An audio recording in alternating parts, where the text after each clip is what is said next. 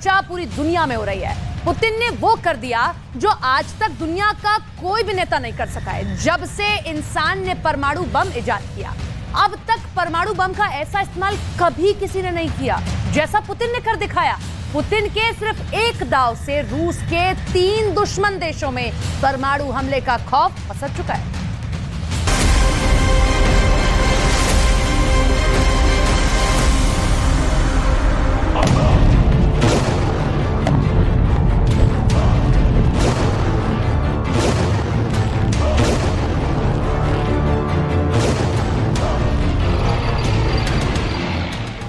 Europe के अंदर जो पुतिन के खिलाफ है वो थर थर कांपेगा।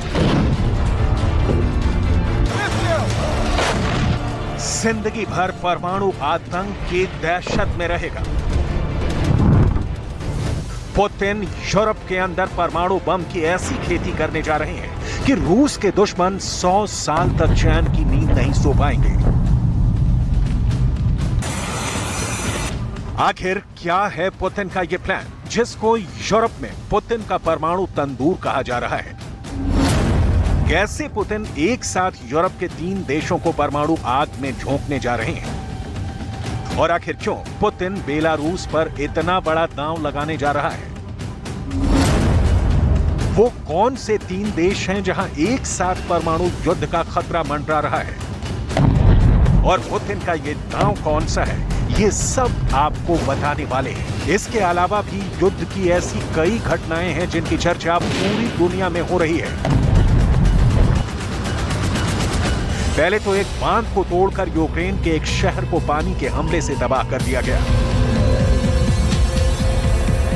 और अब यूक्रेन के बाढ़ से प्रभावित लोग जिन शेल्टर्स में रह रहे हैं वहां पर भी हमले हो रहे हैं। और क्या ये हमले ज़ेलेंस्की करवा रहे हैं? ये बहुत चौंकाने वाला आरोप रूस की तरफ से ज़ेलेंस्की पर लगाया गया है। रूस ये भी दावा कर रहा है कि क्राइमिया पर यूक्रेन के 2 हमलों को नेस्तो नाबूद कर दिया गया है। आखिर इन 2 हमलों का सच क्या है, इस पर हम आगे बात करेंगे, लेकिन सबसे पहले बात होगी यूरोप के नए परमाणु तंदूर की, जिसको पुतिन ने तैयार किया है। पुतिन अपने राजनीतिक जीवन में इसलिए इतनी तेजी से आगे बढ़े क्योंकि उनको बहुत कद्दावर साथी मिले, और पुतिन ने अपने कद्दावर और ताकतवर साथियों पर भरोसा भी पूरा किया। अगर पुतिन की कूटनीति को देखें तो पुतिन ने कई बार ऐसे फैसले लिए हैं जिन पर कोई यकीन भी नहीं कर सकता है। दरअसल पुतिन ने दुनिया के इतिहास की एक बहुत बड़ी घटना की दिन तारीख तय कर दी।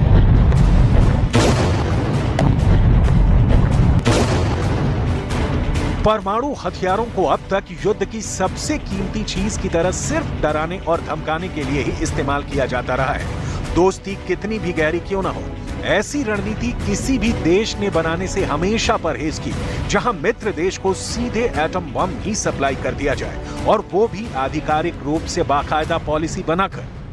लेकिन अब पुतिन यही काम करने जा रहे हैं, यानी पुतिन अब दुनिया में वो करने जा रहे हैं जो आज तक किसी ने नहीं किया था। एक तरफ यूक्रेन और रूस के बीच खुरेज जंग चल रही है, और दूसरी तरफ पुतिन ने बेलारूस को परमाणु हथियारों की सप्लाई की तारीख तय कर दी है। पुतिन की तरफ से स्पष्ट तौर पर बेलारूस में परमाणु हथियारों को तैनात करने की घोषणा कर दी गई है। 8 जुलाई से बेलारूस में परमाणु हथियारों की तैनाती शुरू हो जाएगी। क्रेमलिन की तरफ से 9 जून को हुई घोषणा में बेलारूस में परमाणु हथियारों की सप्लाई का आधिकारिक ऐलान हो गया है। यानी रूस से दोस्ती के बदले बेलारूस को परमाणु शक्ति संपन्न राष्ट्र होने का गौरव मुफ्त में पुतिन की कृपा से ही प्राप्त हो गया है। आखिर पुतिन ने ऐसा क्यों किया? पुतिन ने अपने दोस्त बेलारूस के राष्ट्रपति लुकाशेंको पर इतना भरोसा कैसे और क्यों कर लिया? कूटनीतिक कारण यह है कि पुतिन ने यूरोप के 3 देशों को परमाणु तंदूर में झोंक दिया है। मैप से समझिए, बेलारूस के 3 पड़ोसी देश हैं, लातविया, लिथुआनिया, पोलैंड। ये तीनों देश रूस के भी पड़ोसी हैं, यानी इन तीनों देशों के बॉर्डर्स रूस और बेलारूस दोनों से ही जुड़ते हैं। अब बेलारूस में परमाणु तैनाती के बाद लातविया, लिथुआनिया और पोलैंड, ये तीनों देश एक बार में ही बड़े दबाव में आ जाएंगे। यही पुतिन की कूटनीति का वो मास्टर स्ट्रोक है जिसने बाइडेन और ज़ेलेंस्की को धूल चटा दी है। पुतिन ऐसा दांव खेलने जा रहे हैं कि अगर इसका कोई काउंटर अटैक अमेरिका नहीं कर पाया तो ये मानकर चलिए कि दुनिया में कोई भी अमेरिका के दम पर पुतिन के खिलाफ खड़े होने की हिम्मत भी नहीं जुटा पाएगा।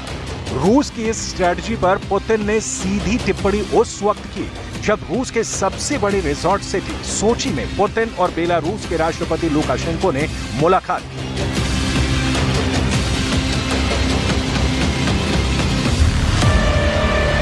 जिस टेबल पर पुतिन और लुकाशेंको की मुलाकात हुई वहां पर खाने के लिए फल रखे हुए थे और प्लानिंग तैयार करने के लिए लुकाशेंको के पास एक नोटपैड रखा हुआ था।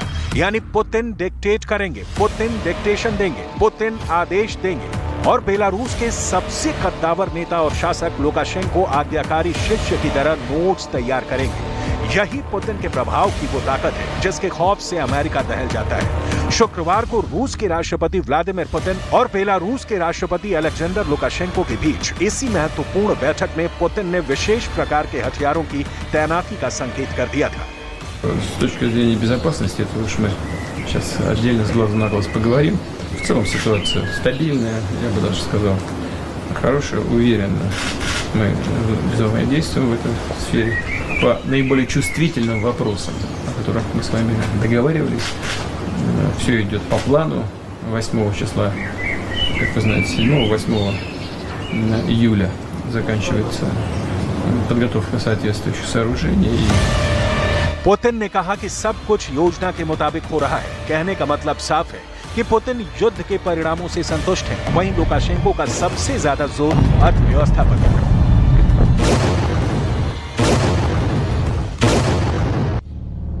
Даже говорить не надо. Надо ориентироваться на свои силы и на себя. И если мы выработаем такой план действий наших, наши партнеры обязательно подключатся, я уверен, Казахстан, да и в рамках Евразес и Узбекистан, и создадим привлекательные здесь условия. Я уверен, что наш союз в рамках Евразийского экономического союза будет только крепче.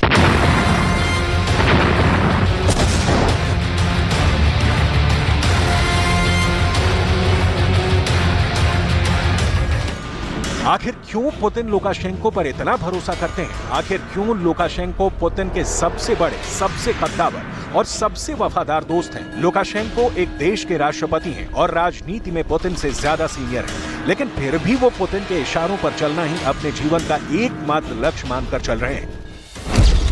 अलेक्जेंडर लुकाशेंको, बेलारूस के राष्ट्रपति।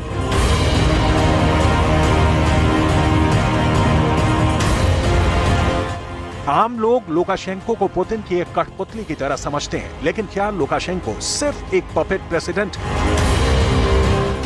लुकाशेंको साल 1994 से यानी करीब 29 सालों से बेलारूस के राष्ट्रपति हैं, जबकि पुतिन 2012 यानी करीब 11 सालों से रूस के राष्ट्रपति हैं। लुकाशेंको यूरोप के अंदर सबसे लंबे समय तक रहने वाले प्रेसिडेंट हैं। साल 1994 से लुकाशेंको बेलारूस के राष्ट्रपति हैं। ये वो समय है जब पुतिन राजनीति की ABCD सीख रहे थे, लेकिन 29 सालों से राज कर रहे लुकाशेंको भी सिर्फ 11 साल से राज कर रहे पुतिन के इशारों पर चलते हैं।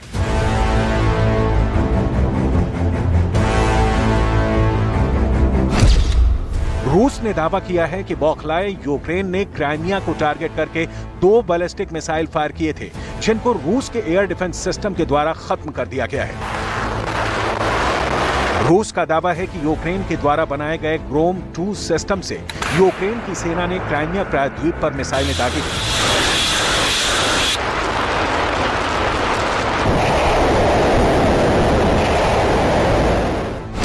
लेकिन क्राइमिया के अंदर मौजूद रूस के ठिकानों पर इससे कोई भी असर नहीं पड़ा, क्योंकि ये रूस के ताकतवर एयर डिफेंस को भेद नहीं सकी। ग्रोम 2 थंडर यूक्रेन के द्वारा विकसित की गई कम दूरी की बैलिस्टिक मिसाइल प्रणाली है, जो मल्टी रॉकेट लॉन्चर की सुविधाओं से लैस है।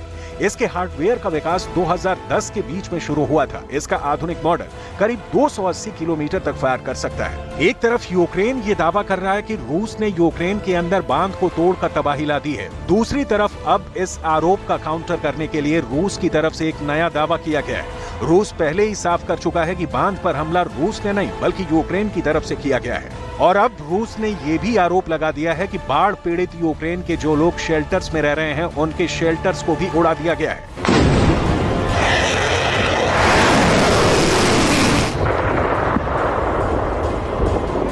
ये तस्वीरें देखिए जो टेलीग्राम पर अपलोड हुई हैं। इसमें दावा किया गया है कि जिस इमारत से आग की लपटें निकल रही हैं, वहां पर यूक्रेन के बाढ़ पीड़ित रह रहे थे।